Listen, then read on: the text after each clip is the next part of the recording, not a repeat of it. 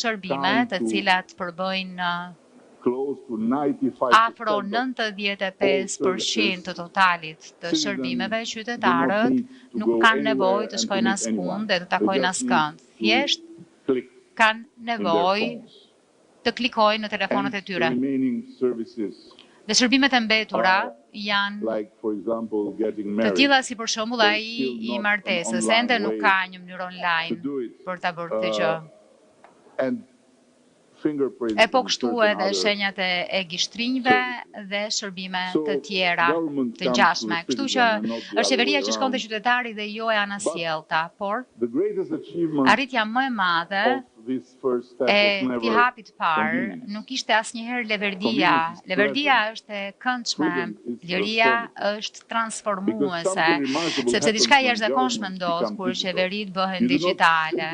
Jo thjesht heq letrat, por eliminon mundësitë për pushtetin e padukshëm, heq takimet e panevojshme, favoret e panevojshme, eliminon urojtarët e panevojshëm e rezulton që është jashtë mase e vështirë që të japësh shpejt një serveri. Digitalizimi shpjegohet shpesh si reformë teknologjike dhe nuk është, do të ishte shumë modeste. Është një reformë demokratike, ndryshon jo vetëm si funksionon shteti, ndryshon as dhe kush zotëron pushtet brenda shtetit. Dhe ndërkohë që e nisëm këtë rrugtim, një tjetër pyetje u ngrit, nëse teknologjia mund ndihmonte njerëzit të lundronin në përqeverisje, atëherë pse jo inteligjenca vetë të mos bëhej pjesë e qeverisë. Kjo pyetje është ndrua në një person ose po themi në dikë që i ngjan, ndërtuam inteligjencën artificiale që t'i orientonim njerëzit përmes shërbimeve publike dhe pastaj morëm një vendim që shumë e konsideruan ose vizionar ose tërësisht absurd. Në fakt, disa herë mund t'ju rrëfej që ju përkisja të dy kampeve, i dham një fytyrë, një zë dhe një emër kësaj inteligjence, e quajtëm diella. Në shqipe, diella do të thotë diell.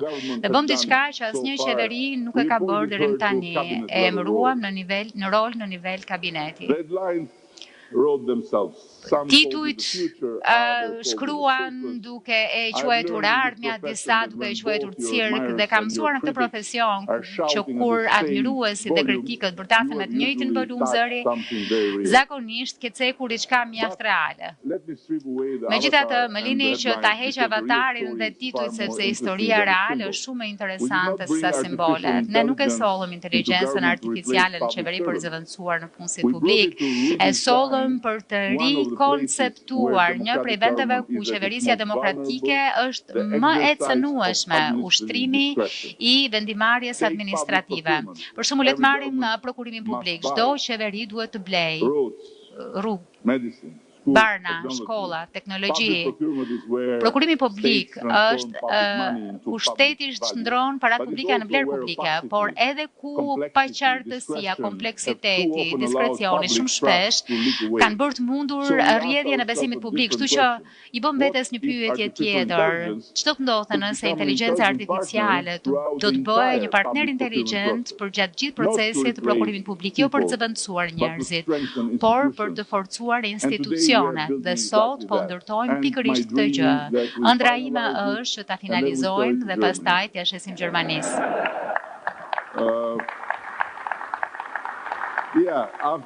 Po, sepse pas 35 vjetësh që Gjermania na gozhdon që duhet luftojmë korrupsionin, do të ishte fantastike nëse do të kontribuonim që gjermanët të luftonin me ata disa prej korrupsionit tyre. Një sistem prokurimi inteligjencë artificiale që ndihmon çdo fazë të blerjes publike.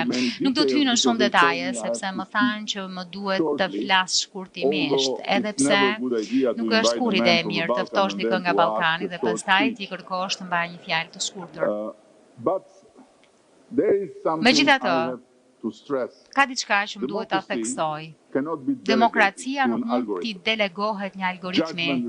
Gjykimi mbetet njerëzor, llogaridhënia mbetet njerëzore, përgjegjësia mbetet njerëzore. Ajo çfarë bën inteligjenca artificiale është diçka që është më e thjeshtë, por dhe shumë herë më e thellë.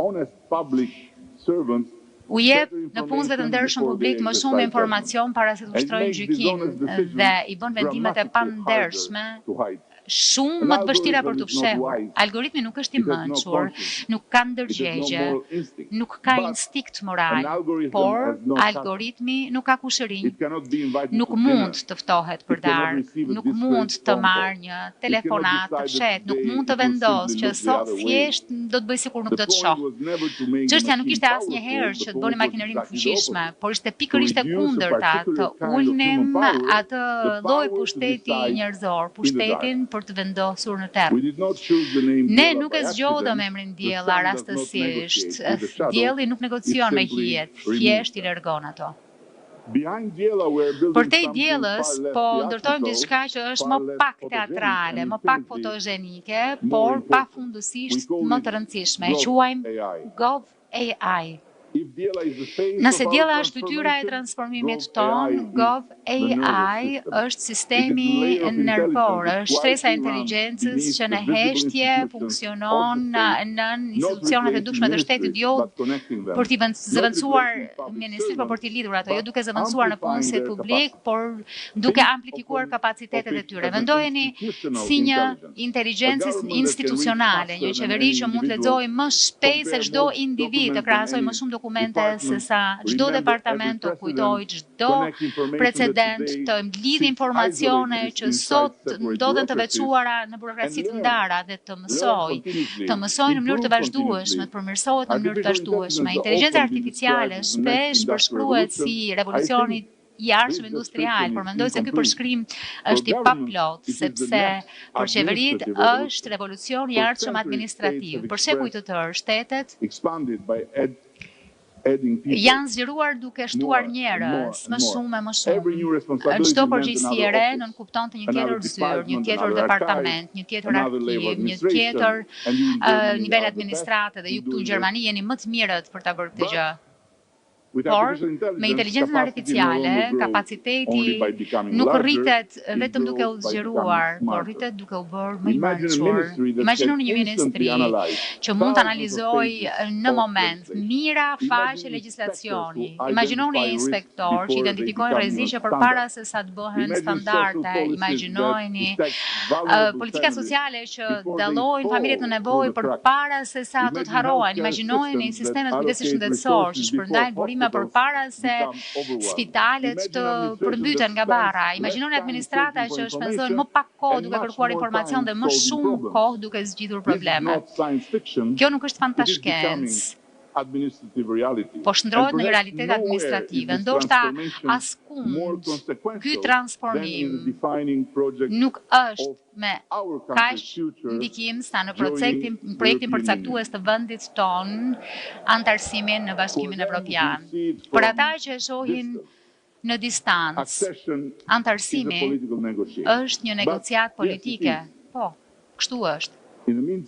Por ndërkohë, gjithkush që e ka kaluar këtë proces, e ka kuptuar se është po kështu, procesi më kërkues, neurotik, administrativ, që ka krijuar ndonjëherë njerëzimi. 33 kapituj dhe 3 kritere.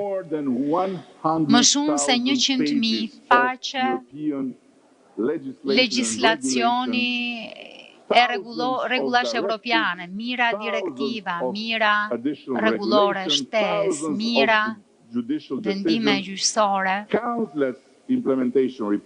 raportet pa numërta zbatimi, krahasim konstant, monitorim konstant, përshtatje konstante, dhe gjithë kjo duhet të transferohet nga korpusi ligjor evropian në korpusin ton ligjor. Për dekada të tëra, e gjithë kjo punë është bërë me përpjekje të jashtëzakonshme, duke i shtuar shërbimit publik 2 ushtri të mëdha, një ushtri juristësh dhe një ushtri përkthyesish, duke shpenzuar para të jashtëzakonshme nga taksat e qytetarëve evropian. punë thelbësore, punë e nevojshme, por po kështu edhe punë që konsumonte shumë kohë e shumë para. Kështu që i bëm pyetjes një tjetër pyetje në momentin që OpenAI doli në dritë, sepse patëm shansin që një prej krijueseve të ishte një shqiptare. E mora në telefon me njëherë dhe i thash, duket sikur mund ta ndihmosh Shqipërinë që të i shkojë më afër e më shpejt drejt Bashkimit Evropian dhe qeshi se kujtoj se po tallesha. Pastaj kur ja shpjegova, më tha e bëshme. Ndaj së bashku me OpenAI krijuam një model që na bën tërësisht ndryshe nga çdo vend tjetër në kthimin e inteligjencës artificiale në një instrument për ta kryer këtë transferim të dokumentacionit brenda një kohe shumë të shkurtër me cilësi maksimale dhe për ta zbatuar brenda korpusit ton ligjor.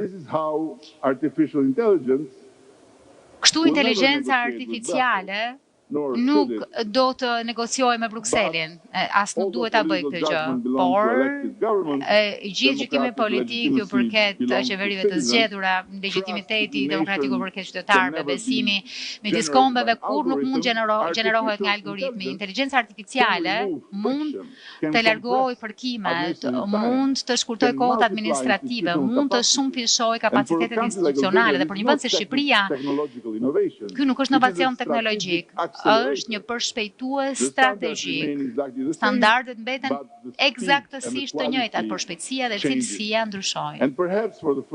Ndoshta për herë të parë në historinë evropiane, suksesi i një vendi kandidat do të varet më pak nga amatësia e burokracisë së vet sesa nga inteligjenca e institucioneve të këtij vendi. E di që po më mbaron koha sepse më kanë vendosur një kronometër aty. Kisha shumë më tepër gjëra interesante për të thënë, por për fat të keq duhet t'ja u vini fajin organizatorëve dhe mikpritësit. Unë jam thjesht një i ftuar dhe më duhet që të jem mirë me mikpritësin e të mos abuzoj me kohën. Por dua ta përmbyll me diçka që brings all this from the good to the bad. E sjell gjithë të gjë nga e mira tek e keqja dhe e shëmtuara. Dhe e shëmtuara nuk është makineria. E shëmtuara është ajo që ndodh kur inteligjenca e jashtëzakonshme takon një model ekonomik që përfiton nga injinjata. Flasim pafund për inteligjencën artificiale dhe me shumë të drejtë. Flasim shumë më pak për vëmendjen artificiale. E megjithatë, vëmendja është bërë burimi më i rrallë në demokraci. Për brezat të tërë, besonim se fuqia vinte prej informacionit. Sot, informacioni është i bollshëm. Vëmendja është pushtet dhe kushdo formson vëmendjen, gjithmonë më tepër formson perceptimin. Kushdo i jep formë perceptimin, gjithmonë më tepër formson politikat. Interneti premtoi të demokratizonte informacionin, media sociale premtoi të demokratizonte zërin. Ajo çfarë pak veta parashikuan ishte shfaqja e një aktori të ri politik, algoritmit. Ndryshe nga qeverit, algoritmi nuk ka llogaridhënie demokratike. Ndryshe nga gjyqtarët, algoritmi nuk ka detyrimin e panshmërisë. Ndryshe nga gazetarët, algoritmi nuk ka etikë profesionale. Ndryshe nga shkencëtarët, algoritmi nuk ka një angazhim për të sjellë të dhëna, ka vetëm një objektiv, optimizimin, jo për të vërtetën, jo për demokracinë, jo për mençurinë, për angazhimin. Dhe indinjata thuajse gjithmonë ka rezultata më të mira se sa nuanca. Dikush që thyen një piano tërheq gjithmonë më tepër vëmendje se sa një pjesë muzikore mrekullueshme nga Mozarti luajtur nga një pianist i madh. Në rastin e parë, salla do të ishte plot, në rastin e dytë, salla do të ishte thuajse bosh. Frika është më shpejt se sa të dhënat. Siguria udhton më larg se sa e vërteta. E gjithashtu edhe më shpejt se sa çdo dyshim, konspiracioni është më shumë se sa arsyetimi, jo sepse njerëzit janë bërë pa arsye, por sepse qeniet racionale marrin më shumë, gjithmonë më shumë vendime në një sistemi të projektuar për të nxitur reagimin emocional. Algoritmi nuk e urren demokracinë, thjesht nuk e di çfarë është demokracia. Disa javë më parë, në vendin tim, ndoshta e keni parë, u shndrua në laborator të vogël të kësaj dukurie të madhe. Shumë prej jush mund të keni dëgjuar për atë çfarë u njoh ndërkombëtarisht si revolucioni i flamingove. Si kryeministër e konsideroi këtë protestë një mesazh të rëndësishëm për mua dhe për qeverinë time. Po dëgjoj dhe po përpiqem ta kuptoj këtë mesazh me shumë kujdes, jo duke numëruar njerëzit në rrugë, por e jo duke matur hashtaget, por duke u përpjekur të kuptoj shqetësimet, ankthet, shpresat që i sollen njerëzit aty. Qeveria që rresht së dëgjuar, rresht së qeverisuri. E çfarë do lloj konkluzioni që ne kemi arritur tashmë për vetë çështjes? Në fakt, nuk mund të themi që domethënë ka arritje të një gjëje të vlefshme, sepse